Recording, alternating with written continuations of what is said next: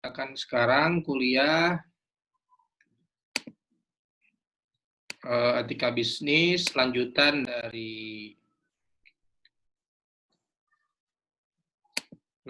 dari yang lalu ya.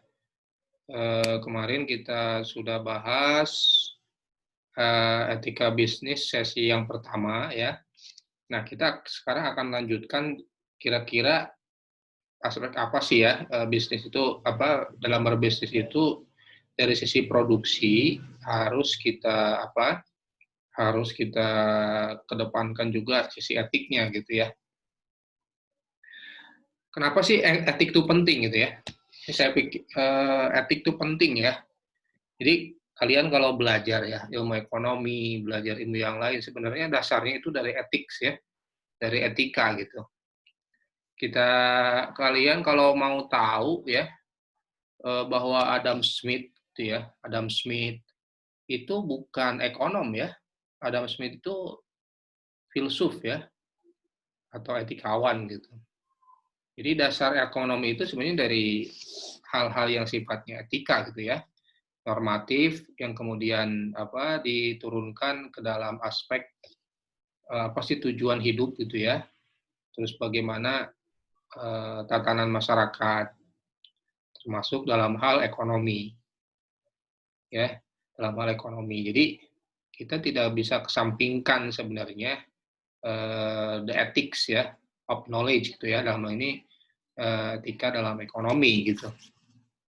Kalau kalian tahu buku Adam Smith itu ya, Adam Smith tuh bukunya The Wealth of Nation ya, itu tidak ada tuh teori ekonomi itu apa gitu ya. Tapi di sana itu hanya ya filosofinya saja, esai semua gitu ya. Jadi etika itu sekarang justru dalam kehidupan ekonomi itu yang memudar ya, dengan kapitalisme, dengan liberalisme. Padahal ekonomi sendiri ya bagaimana kita mengaturnya, kita akan bagaimana gitu mengatur tatanan dalam muamalah gitu. Di bahkan ketika Bapak ekonom sekalipun sebenarnya ya Adam Smith itu ya, itu beliau adalah seorang filsuf, seorang etikawan, seorang yang memang memerhatikan etik itu dalam kegiatan ekonomi. Ya, salah satunya ini dalam aspek produksi ya. Nah, kita sekarang akan bahas kemarin kan tujuan ekonomi kan sebenarnya untuk dapat insentif ekonomi ya. Ya, kalau dalam ini biasanya dianggap keuntungan gitu ya. Nah, tetapi sebenarnya ya, karena ini diturunkan lagi dari bahwa kita itu kan sebenarnya tidak hanya hidup di dunia gitu kan. Kita juga justru di dunia itu hanya menumpang gitu, hanya menyimpang gitu, nyimpang saja gitu kan. Ini kan dasar filosofi ekonomi Islam gitu ya. Jadi profit itu hanya salah satu aspek daripada maslahah. Ya.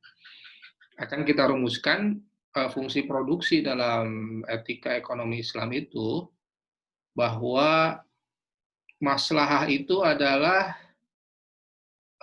perpaduan antara profit plus berkah. Ya, masalah itu adalah perpaduan antara profit plus berkah. Ya, jadi percuma kalau profit tapi tidak berkah. Percuma kalau kita untung tapi buntung nanti misalnya di akhirat, gitu kan intinya gitu ya. Nah, Islam itu tidak mengesampingkan profit gitu kan, silahkan kita meraih profit, tapi how to get the profit and how we get the profit and how the profit distribute itu yang kita atur gitu ya. Jadi masalah itu adalah komponen dari manfaat plus berkah ya. Maslahah berarti adalah F ini manfaat plus berkah ya. Ini maslahah adalah manfaat plus berkah. Ya. Jadi kalau dalam ekonomi konvensional ya hanya manfaat saja gitu kan. Ya manfaat mereka di dunia. Nah, tetapi kalau dalam etika bisnis Islami gitu ya, bahwa kita lebih jauh dari sana. Kita mengejar manfaat gitu ya, tapi kita juga mengejar berkah. Nah, kedua hal ini kemudian kita gabungkan dalam satu fungsi ya, namanya fungsi maslahah ya. Maslahah tentu saja kan semustaq ya, atau seakar dengan ini kan masdarnya ya, atau seakar kata daripada solih ya, atau muslih. Nah, inilah pengejawantahan dari kesolihan sosial. Dalam ini kesolihan dalam ekonomi gitu ya. Jadi kalau kita ingin beramal soleh dalam ekonomi, ya tentu kita harus meraih berkah juga dalam ekonomi. Ya, jadi tidak bisa kita hanya mengejar manfaat saja tanpa ada unsur berkahnya. Sehingga itu kan nilai tambah nanti di akhiratnya tidak ada. Nilai tambah kita sebagai hamba Allah itu tidak ada. Ya, padahal yang kita kejar adalah itu. Ya, walaupun sambil kita menuai berkah gitu ya, walaupun sambil kita menuai berkah, kita juga boleh itu, dan bahkan harus ya, namanya juga dagang gitu, atau namanya juga berproduksi gitu ya. Masa nggak ada hasilnya, nggak ada keuntungannya. Jadi Islam tidak mengeliminasi apa, tidak menghilangkan aspek ekonomisnya ya, aspek duniawinya. Ya, kalau manfaatnya semua jadi berkah, itu namanya sosial namanya, benar nggak? Kita bagi-bagiin aja, itu berkah langsung ya. Nah ini mah, kalau ini kan kita ingin Udah kombinasikan di gitu, kayak bisnis grup aspek MK apa, itu kayak bisnis aspek ya aspek Pak itu kita ingin kombinasikan aspek duniawi dan ukhrawi gitu kayak ya. bisnis. Kita ingin, mohon di mute itu ya. Ya, absen. Kamu ngobrol langsung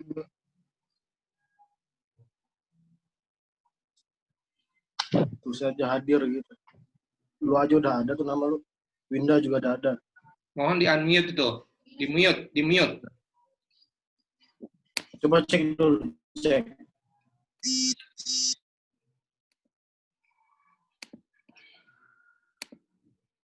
Ya. Kalian nggak sopan tuh ya. Saya udah mute dari awal tuh kalian tuh. Oke, jadi kita itu tidak bisa kesampingkan aspek berkah ini dalam berekonomi. Ya. Dengan tanpa kita itu mengesampingkan aspek manfaat. Nah, dalam kemudian dimodelkan ya, model bisnis Islami dari sisi produksi itu adalah manfaat dalam kegiatan produksi adalah keuntungan atau profit. Kita tahu kan profit itu kan P kali Q ya, P kali Q gitu ya.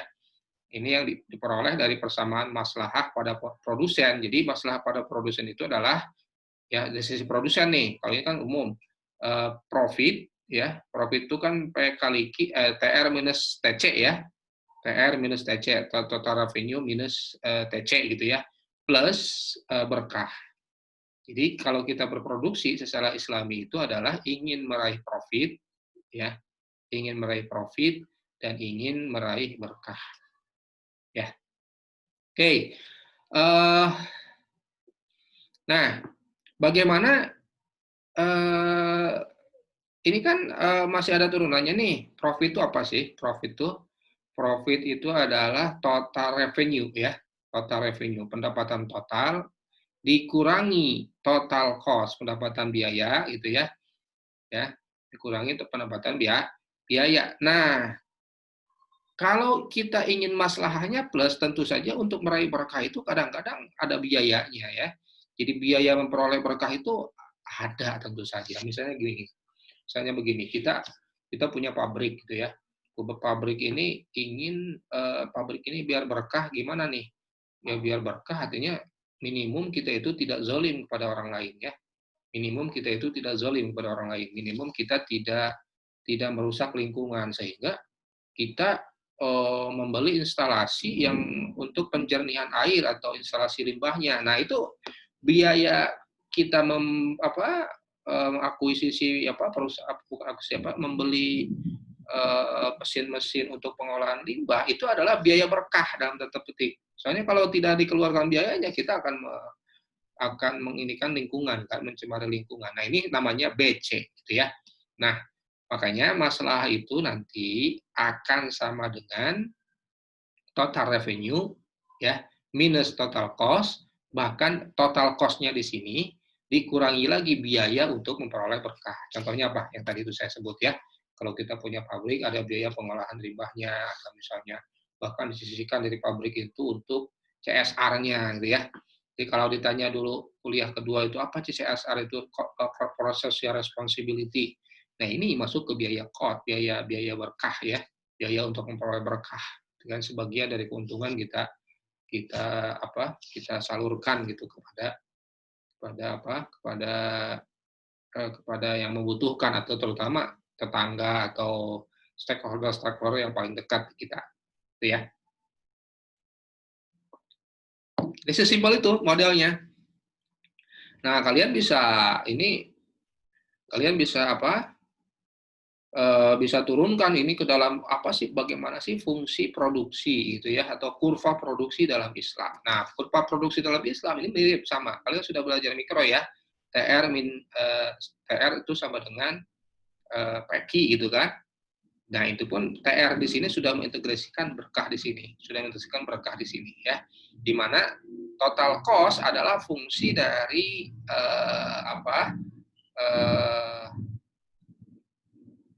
input kan, total cost itu kan, jadi biaya-biaya input ya.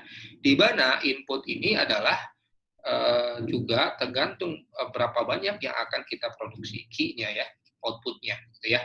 Jadi formulasi maslahat di sisi produksi simple sama ya, sebagaimana formula-formula mikro ya. TR sama dengan PQ ya, total revenue kan tentu saja revenue yang kita peroleh kan nanti harga produk kita dikalikan jumlah produk kita nanti kan. Terus total cost-nya berapa? Ya ini disesuaikan dengan berapa yang ingin kita raih. Output berapa jumlah output yang akan kita peroleh, sehingga total cost itu sangat tergantung dengan berapa output yang akan kita hasilkan ya. Berapa cost untuk memproduksi satu baju itu akan berbeda dengan 3 baju, 4 baju, dan seterusnya. Ini namanya fungsi dari input ya. Nah, berkah pun sama. Ya, berkah pun sama. Nah, ini fungsi dari input. Nah, maslahah pun sama. Ini fungsi dari input. Ya. Dengan I itu adalah fungsi dari jumlah outputnya ya. Dan maka M itu adalah fungsi dari output juga. Sama, ini mirip ya. Hanya kita mengintegrasikan berkah dalam modelnya itu ya. Jadi berkah yang terbentuk dalam produk atau BR ya, berkah revenue gitu, akan mengikuti proses produksi. Ya, tepatnya berkah itu muncul jika input yang dipakai adalah input yang mengandung berkah. Inputnya pun harus mengandung berkah. Input mengandung berkah itu apa contohnya? Contohnya ya, misalnya kita punya perkebunan misalnya ya, perkebunan ini dipetik oleh masyarakat sekitar gitu ya. Nah, kita itu harus yang disebut berkah input yang mengandung berkah itu artinya apa? Biaya yang kita keluarkan untuk memperoleh satu produk itu harus tidak didasarkan satu, tidak zolim ya. Yang kedua, semuanya ditunaikan hak-haknya. Sehingga kita tidak boleh eksploitasi seperti kita adalah perbudakan atau buruh gitu ya. Terus yang kedua, kita itu tidak boleh semua hak buruh itu atau karyawan itu ditunaikan. Ya, bahkan dalam Islam itu kan tunaikanlah gaji atau upah itu sebelum keringatnya kering. Nah, itu namanya berkah yang mengandung input. Input yang mengandung berkah, gitu ya. Nah, sehingga ini sama ya, bahwa maslahah itu adalah fungsi dari Q-nya. Tapi Q-nya ini sudah mengintegrasikan semua input-input yang berkah, baik dari sisi kapital maupun dari sisi labor. Ya, paham ya? Di Eropa sekarang ini malah sudah lebih berkah daripada kita. Di Eropa itu ya, di Eropa itu ada namanya fair trade ya. Fair trade itu perdagangan yang fair gitu ya. Nah, fair itu artinya apa? Bahwa semua dari supply chain, dari kita produk akhir sampai ke produk ini dihasilkan dulunya, itu semuanya hak dari itu ditunaikan. Ya, semua dari hak dalam supply chain itu ditunaikan. Baik dari pedagangnya, terus dari petaninya. Petaninya pun haknya menunaikan misalnya kepada buruhnya, kepada pemetik misalnya teh gitu ya, memetik tehnya, atau kopi, pemetik kopinya, itu semuanya harus ditunaikan. Nah, inilah fair trade. Nah, masalahnya begini, ya, masalahnya begini. Jadi kalau saya pernah ke Inggris ya, di Inggris itu gini, ada di situ fair trade ya. Jadi kopi misalnya, kopi itu yang harganya €1 misalnya, atau bukan €1, kalau 1 pound ya, 1 pound itu misalnya satu plastik itu, satu saset itu 1 pound gitu ya. Nah, yang fair trade ini lebih mahal 1,2 pound. Berarti kan 20% lebih mahal daripada yang market as usual kan, atau business as usual. Nah, kenapa lebih mahal? Ya mungkin bukan ininya yang lebih mahalnya yang salah, tapi bisa jadi efisiensi yang business as usual yang salah. Dari yang harga yang €1 yang salah, yang 1 pound itu yang salah. Kenapa? Bisa jadi harga yang €1 itu tidak menunaikan hak-hak dalam supply chain itu. Ya, jadi dan itu yang terjadi dalam pasar secara umum. Coba kita di sini kan carinya yang paling murah ya, carinya yang paling murah, produk-produk yang paling murah, benar nggak? Tetapi bisa jadi yang paling murah itu timbul karena memang proses produksi, proses distribusinya itu tidak sempurna menunaikan hak-hak dalam fungsi produksinya, hak-hak masyarakatnya, hak-hak karyawannya dan seterusnya, sehingga dia bisa menjadi murah. Ya, makanya sertifikasi halal nanti ya, sertifikasi halal atau nanti fair trade ya, fair trade jadi perdagangan yang fair itu penting. Karena apa? Itu untuk memastikan bahwa produk yang kita konsumsi ini dalam tanda petik halal dan thayyib. Ya, jadi kalau halal itu hanya jenis, kalau thayyib ini sudah mengandung berkah sebenarnya. Ya, jadi kalau halal itu salah satu syarat perlu untuk thayyib gitu ya.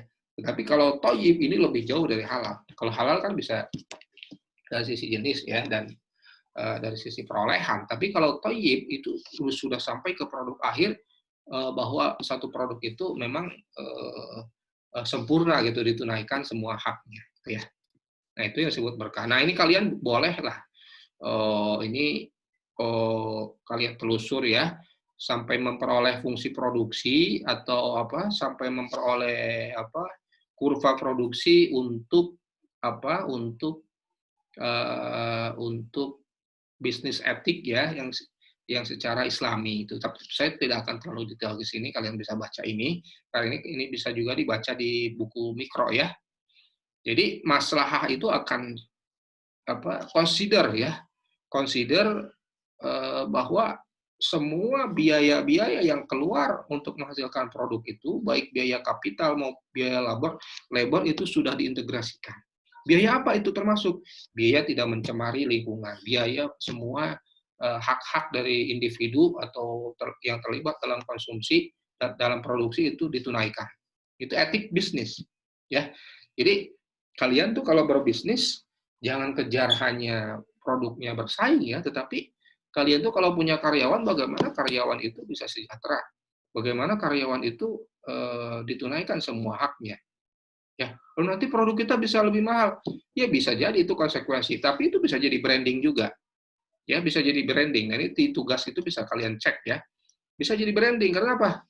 Bahkan nanti di profil bisnisnya bahwa bisnis kita itu memberdayakan masyarakat, lalu bahkan yang tadinya menganggur jadi tidak menganggur, Bahkan ketika kita mempekerjakan karyawan itu tidak kita lupakan misalnya mereka bisa sholat, bahkan sholatnya bisa berjamaah, bahkan bisa sholat duha gitu ya. Itu etika-etika bisnis dalam produksi. Ya banyak sekali kasus ya. Oh dulu ya, misalnya di satu franchise fast food gitu ya. Oh di tanda tangan kontrak misalnya, karena ini laki-laki, gitu. Tanda tangan kontrak itu ada misalnya tiap 2 minggu nggak usah Jumatan ya, nanti giliran dengan yang lain. Nah itu kan tidak boleh sebenarnya, karena Jumatan kalau kita ingin mengecek kepada SDGs atau human rights ya, itu kan pasti hak semua yang beragama untuk beribadah sesuai dengan keyakinannya. Nah itu kan sebenarnya bukan hanya dijawab secara bisnis etik, sebenarnya itu kan melawan juga, gitu kan, secara etika-etika yang umum gitu ya. Nah itu yang tidak boleh ya, seperti itu.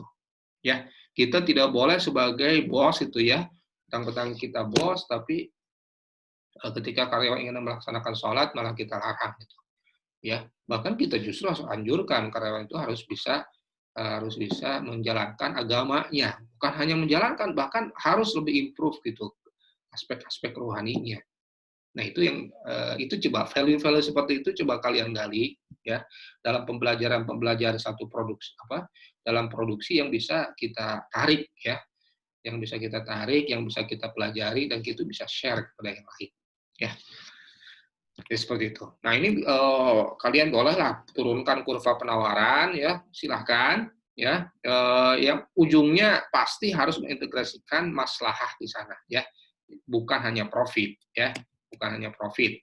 Jadi kalau dalam mikro itu maksimisasi profit. Nah kalau di sini maksimisasi maslahah. Masalah itu apa? Profit plus berkah. Jadi berkah itu sudah terintegrasi dalam masalahnya itu.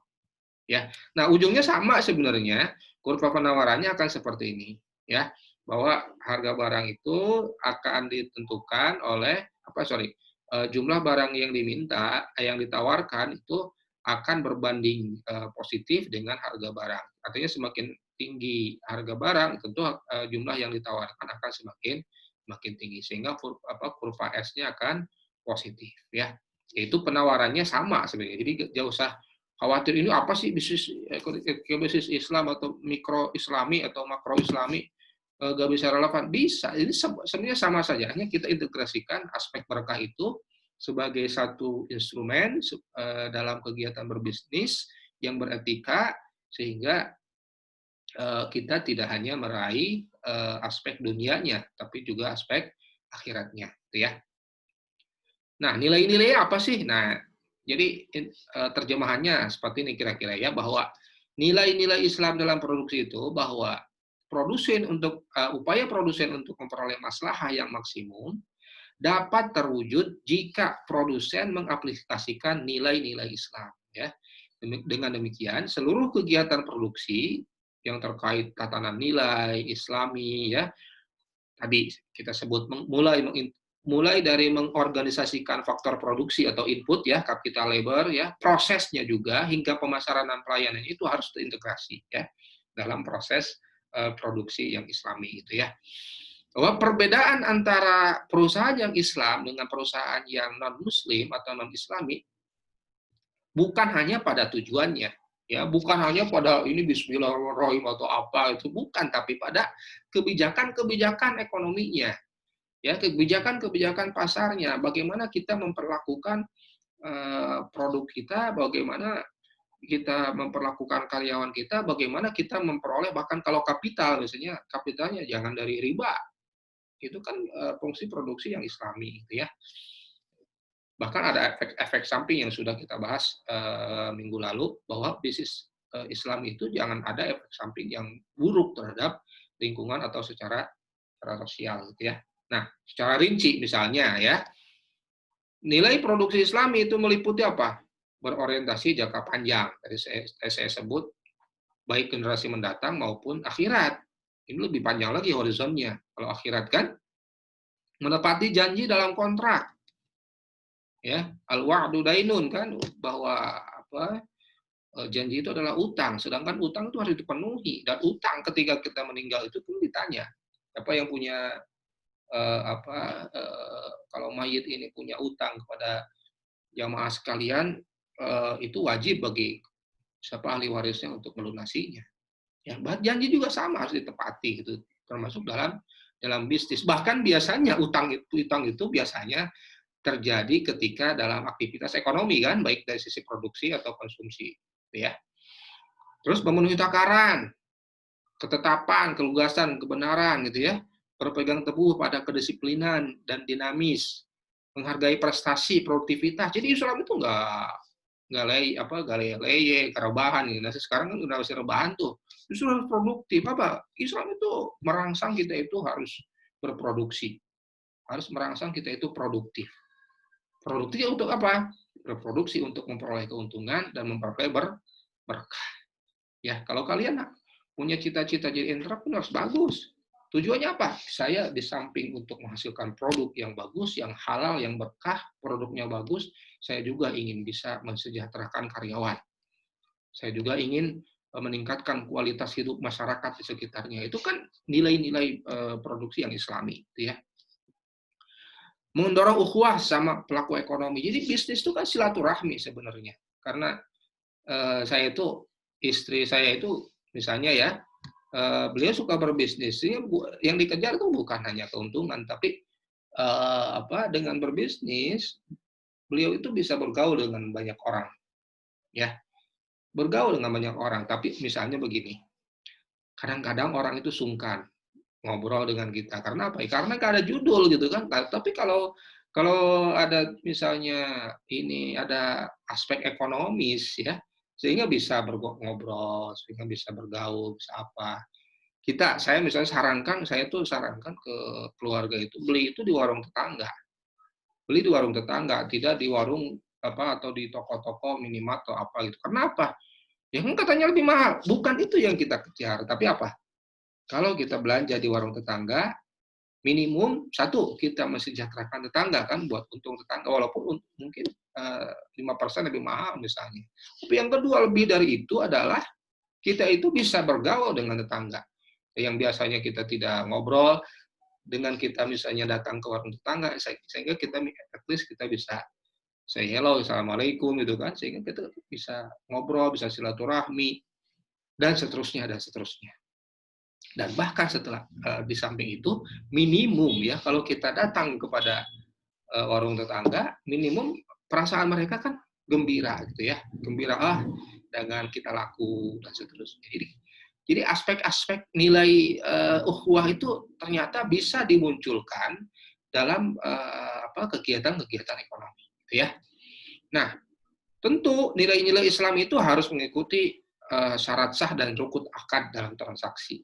Ya, tidak ada riba gitu ketika dalam memperoleh pinjamannya, tidak ribawi gitu kan, atau kita ketika meminjamkan juga dengan ke finance ke orang itu tidak mengandung unsur ribawi juga, tidak maisir, tidak goror, bisnisnya tidak goror, bahkan ada wawasan sosial ya, adil dalam bertransaksi, membayar upah tadi saya sebut ya, yang layak dan tepat waktu ya, dan menghindari segala jenis proses produksi yang diharamkan dalam Islamnya. 12 hal ini saja kita penuhi, insya Allah tuh kita bisa secara bisnis, insya Allah akan ya mengandung berkah lah ya.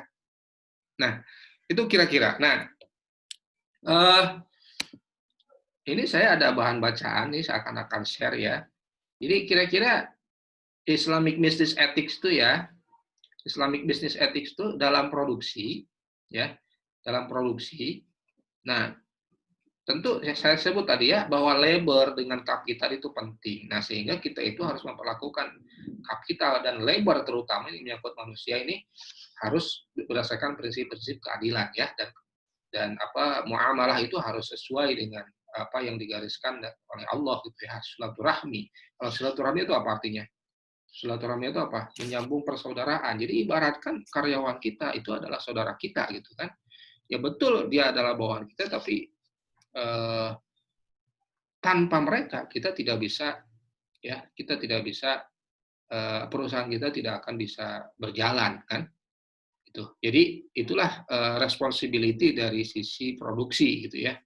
Nah, karena ada simbiosis mutualisme, saling menguntungkan di antara karyawan dengan atasan, dengan perusahaan, nggak ada lagi tuh model-model omnibus. Misalnya sekarang yang dikritisi kan itu ya, di omnibus law itu, ya, omnibus law itu, yang dikritik kan itu. Apakah aspek-aspek yang terkait labor ini apa akan terlantar gitu kan? Karena lebih misalnya ini lebih peka kepada undang-undang ini dianggap ya, nggak tahu saya juga karena sebuah halaman ya, dianggap lebih concern kepada sisi pengusahanya gitu, bukan dari sisi bagaimana aspek labornya gitu ya. Nah, ini ada restriksinya. Saya sudah sebut ya bahwa produk dan jasa itu harus lawful ya. Lawful itu apa? Sesuai dengan aturan-aturan agama gitu ya. Metode produksinya juga tidak bisa tidak boleh menyebabkan kerusakan ya, resources atau lingkungan ya yang Allah karuniakan kepada kita gitu ya. Demikian pula ini yang penting juga nih, resources produksi juga tidak boleh dibiarkan idle ya, nganggur. Jadi kalau kita punya tanah, manfaatkan tanah itu. Makanya Islam itu sangat menghargai kegiatan penanaman gitu ya. Jadi kalau kita punya tanah, tanami itu. Bahkan ketika kita tahu misalnya kiamat besok, kita punya biji, dia Rasul mengajarkan tanam biji itu. Loh, kenapa? Kan besok kiamat. Yang jadi pahala itu bukan buahnya saja, tetapi aktivitas kita menanam itu adalah aktivitas amal soleh, gitu ya. Jadi jangan merusak ya. Minimum kita jangan membuat resources atau nikmat-nikmat Allah itu sia-sia oleh kita. Ya, itu kira-kira aspek etik dalam produksi. Mungkin kalian bisa tanyakan ke saya dalam 2 menit ini sebelum saya tutup kuliah ini. Silakan.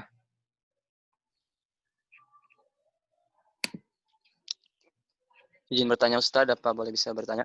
Ya. Oke, sebelumnya Ustadz, mohon maaf, untuk etika bisnis sendiri, apa ada hubungannya dengan meningkatnya pendapatan suatu perusahaan, Ustadz? Iya. Atau hanya sekedar? Coba gini ya,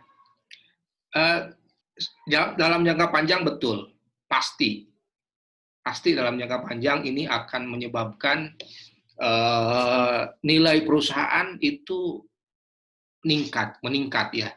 Coba saya kasih contoh seperti ini. Contohnya adalah nanti kita bisa sambung sih ya di link kedua kalau kalian mau. Misalnya gini ya, ada satu toko, dia berperilaku monopoli, ya. Lalu karena dia anggap di toko itu tidak ada toko yang lain, akhirnya dia jual serta merta hasil barang-barang di tokonya itu mahal gitu ya, di daerah terpencil gitu kan, ya. Atau misalnya ada cheating toko tersebut, di mana cheating itu tidak diketahui oleh pelanggannya, ternyata si pemilik toko melakukan cheating. Nah, orang-orang yang seperti ini, pelaku-pelaku ekonomi yang seperti ini, biasanya itu hanya sekali dia untung besar. Dalam jangka panjang nih, orang-orang seperti ini tuh, ketika dia diketahui oleh pelanggannya, customer-nya, gitu kan, maka customer itu akan lari pada yang lain, mencari alternatif yang lain. Ya, misalnya, apalagi contoh yang ekstrim ya, misalnya, demi mengurangi input produksi toko bakso misalnya ya, kan kapital labor ya, kapitalnya berarti ya bahan-bahan baksonya diganti dari, mohon maaf ya, misalnya dari ini tikus misalnya, karena itu tikus lebih murah, atau daging babi yang lebih murah daripada daging sapi.